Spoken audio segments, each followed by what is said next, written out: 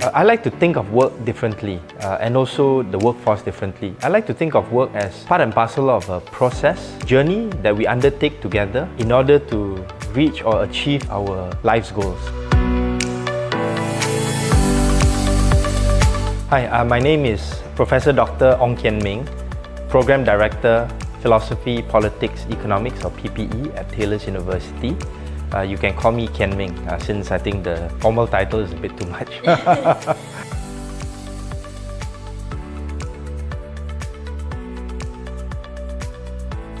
Before I answer that question, I like to think of work differently and also the workforce differently. I like to think of work as part and parcel of a process, of a journey that we undertake together in order to reach or achieve our life's goals.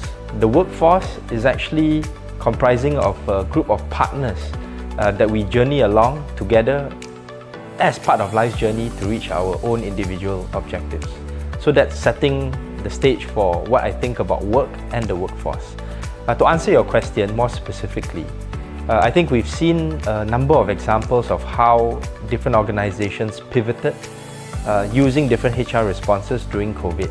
And I can say for my own university, Taylor's University, because of our strong IT and our strong tech base at that time, we were able to pivot quickly to teaching and also doing research online.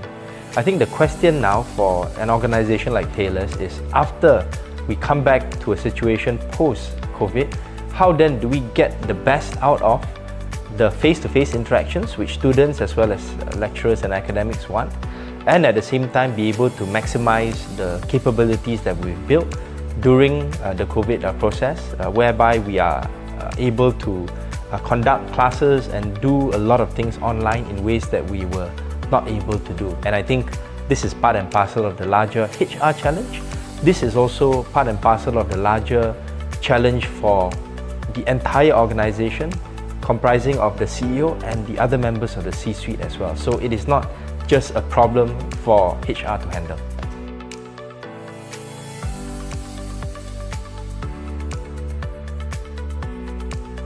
I think one of the more interesting opportunities for people in the HR ecosystem or the landscape to identify future trends is to be able to put in place certain listening tools to be able to empower the workforce, or in this case partners, so that we can journey along together in a more cohesive team. And when I say listening tools, I know that some people would think this is corporate spying or looking at the data and the trends of what individual employees are doing. That's not the case. I think listening tools comprises not just of the data part, but also of structured ways in which we get feedback from not just the workforce at the employee level, but people at the head of department, at the head of functions level, and even most importantly, I think the face-to-face interactions. That is something that I think machine learning would never replace, and that's one of the major exciting points I think for people in the HR landscape to be able to engage with.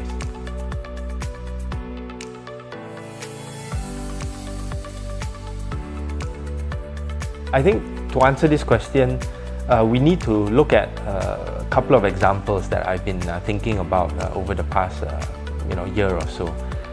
Firstly, I think we need to put in place tools that can empower your workforce. And in this case, let's say at Taylor's University, imagine a situation whereby you develop Taylor's specific LLM or large language model, whereby if I'm an employee coming in, I can just type out certain questions that I want answers to, which will be able to help me and also help the HR department. So for example, I type out, what is the best way for me to make a medical claim?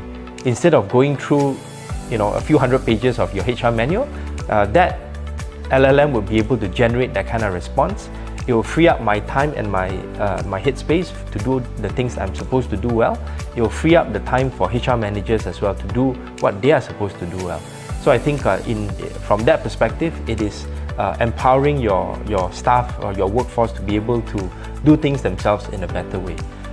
The other way that I can conceive of using these tools would be to, for example, in the context of Taylor's University, develop large language models whereby I can increase my productivity from a teaching and also from a research standpoint.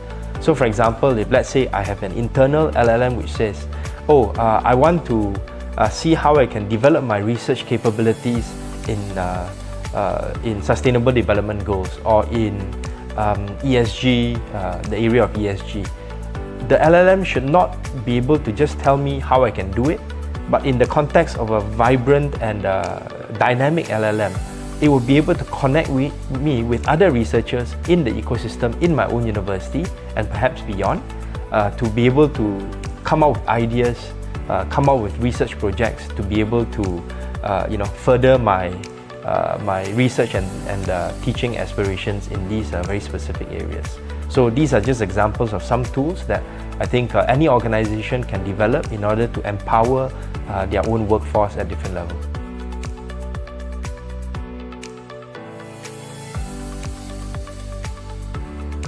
The challenge of getting individuals, getting members of your workforce to work out of their silos and to work on a cross-functional or cross-department basis is a challenge which all organizations face. And I think this is an interesting challenge as well as an opportunity for organizations to look into, including people who are in charge of HR.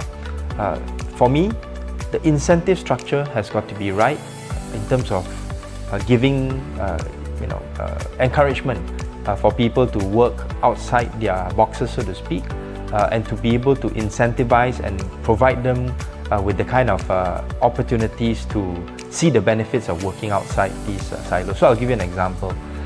If let's say you are to say, there's this very interesting project to solve a problem within an organization.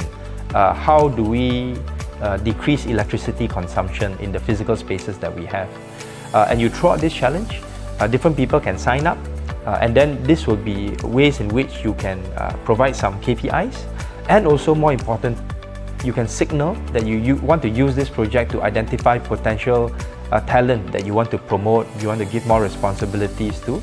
And I think this will be one example in which you can provide that kind of incentives and space to work outside their silos. Following on that, it will be good also if let's say there are good cases, good use cases, good examples of these projects that have been successfully implemented using cross-department teams. You can actually use this to shout out to the rest of the organization, and if let's say you're confident enough, use this as a way to promote your organization to potential hirees, to potential customers and clients, to say that this is the kind of organization that we are about, and this is a way in which we can foster creativity and innovation on a cross-department and a cross-functional level for the benefit of our workforce as well as for the benefit of our customers and clients. Just add on an example that gotten from diplomatic circles. There's a scholarship or a leadership initiative called Young Southeast Asian Leaders Initiative that is sponsored or organized by the US Embassy in different parts of the world, and this one is focused on Southeast Asia. And one of the incentives they give to people who have graduated and gone for this program is to give grants for people to apply to on a cross-country perspective. So you have to have people from, let's say, Malaysia, Singapore and Indonesia applying for that grant, and you need to show impact on a cross-country basis. So this is one way in which you can give incentives for people not to just think about your own country, but to think about how a particular project can impact and bring positive effects in countries outside your own country.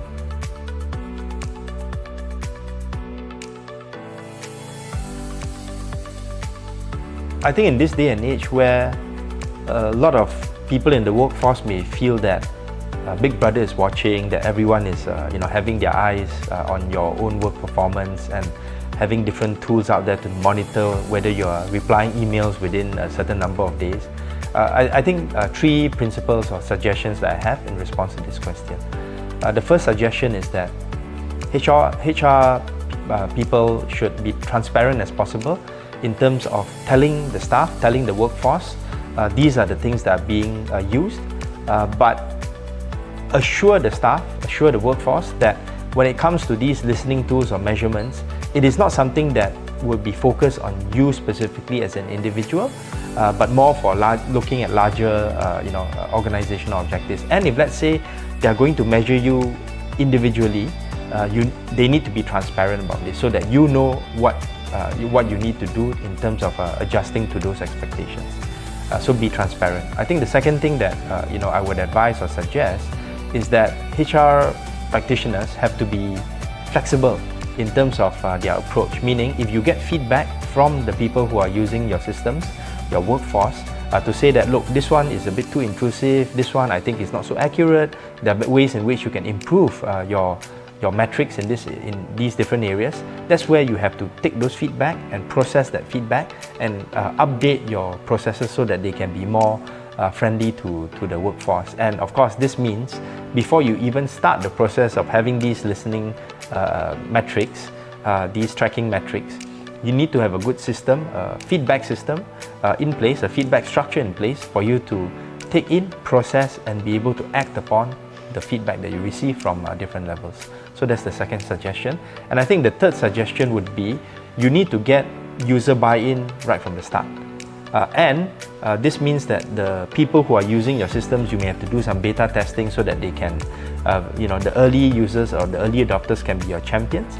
And after that, after you roll out this, maybe have a few iterations, improve after feedback, you can use some good use cases from your users themselves, and they can be your spokesperson in terms of how this system has made them more productive, has decreased their workload in some areas, and also improve their expectation in terms of what they need to deliver to the organization in a way that is transparent, flexible, and also user-friendly.